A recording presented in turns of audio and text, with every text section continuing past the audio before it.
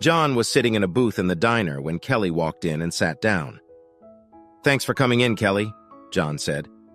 "Well, John, you said it was really important, from the way you said it. I figured I'd see what's up." "So what's going on?" Kelly asked. "I have a question for you," John said. "A question? A question? You could have asked me a question on the phone, John. Instead, I drove across town on my lunch hour." Kelly slammed her palm on the table in frustration. "This isn't just a normal question, Kelly. This is the kind of question that should be asked face to face." John said. "All right, then. Ask your question," Kelly said. "Do you believe me now?" John asked. "Believe you about what?" Kelly asked. "About Eric," John said. "About Eric? John, what the hell are you talking about?" Kelly asked. "About 3 months before we broke up, I noticed the way he was looking at you and the way he was flirting with you. I told you I didn't like it, and I told him I didn't like it. You told me I was imagining things and even got mad at me for not trusting you. Over the last 3 months of our relationship, things have gotten worse and worse. He openly hit on you in front of everyone, and you let him do it. I told you I didn't like it, and you said you didn't believe he was doing anything wrong and got mad at me again. And then the day came when I came home and found you gone. You had moved out while I was at work and didn't even leave a note explaining. I was heartbroken and confused until about a week later when I heard you were living with him. That's when I realized what had happened." "So now you believe me?" John asked. "John, Eric had nothing to do with what happened between you and me," Kelly said. "Oh, really? Then tell me, Kelly, how do I have this?" John asked. He pulled a small box out of his pocket and placed it on the table between them. Kelly was surprised to see it. She began to shiver.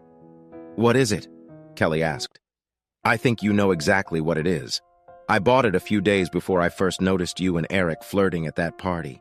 The first time I told you I didn't like it. We were so insanely happy together. Or at least I was happy, and I thought you were happy too. When I saw him flirting with you and you told me it didn't mean anything, I put it off until I had a chance to calm down. I never got a chance to calm down. It just got worse and worse until the day you left, Kelly. You said Eric had nothing to do with what happened between us. Then explain to me, Kelly, how I walked away from wanting to give you that, being heartbroken and hating you in just 3 months. Explain it to me, Kelly," John said. John opened the box and placed it in front of Kelly. Kelly knew what was in the box, but seeing the glint of a large diamond on her engagement ring finally broke her. She burst into tears. John just sat there looking at her for several minutes. "Do you believe me now, Kelly?" John asked. Kelly couldn't bring herself to answer. She just looked at John with tears in her eyes and then got up from the table, ran to her car, and drove away. John remained seated at the table.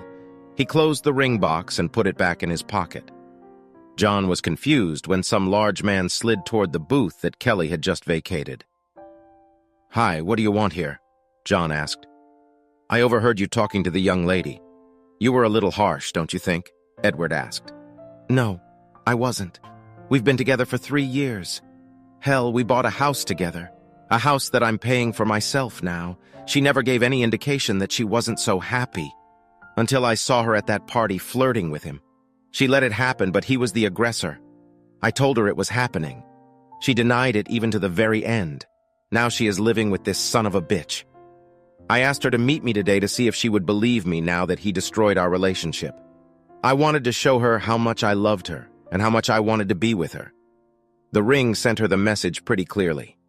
Now I hurt her as much as she hurt me," John said.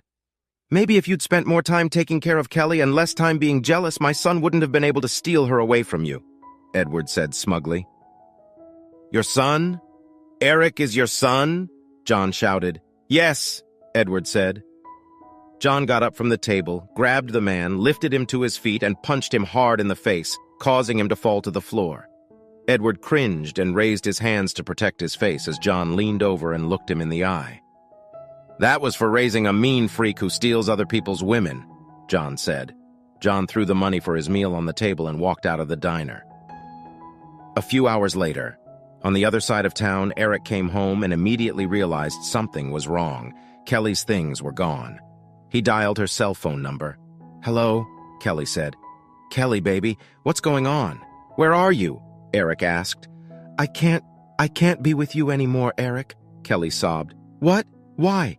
Kelly, what you're saying doesn't make any sense, Eric said. He was right. He was right. He was right all along. Kelly sobbed again. Who was right? What are you talking about, Kelly? Eric asked. John, he was right. You stole me from him. I let it happen, but you stole me. Kelly, you left him willingly, Eric said. You made me say yes. I shouldn't have let you. I shouldn't have let you get so close.